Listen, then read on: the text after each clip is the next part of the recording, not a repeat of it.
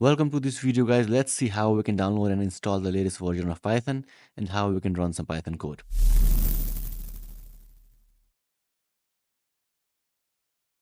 So first, go to this URL. I'll have this link in the description below, and then hover over downloads and you will see this Python 3.1 3.1.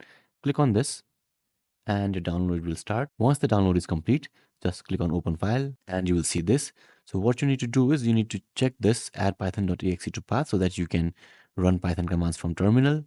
And now just click on install now. Once the installation is complete, you will see this message that says setup was successful. So just click on close. Now let's see how we can run Python. Press your Windows key and type cmd. Now open command prompt and type python --version. As you can see, we have successfully installed the latest version of Python. Now, if you just type Python and hit enter, you will be inside Python console. Here, you can write some Python expressions and try out Python. So if I type a equals to 10, and then b equals to 20, and let's say c equals to a plus b, and then print c. As you can see, 30 is printed. So this is the Python console. So this is how you can install Python and run Python.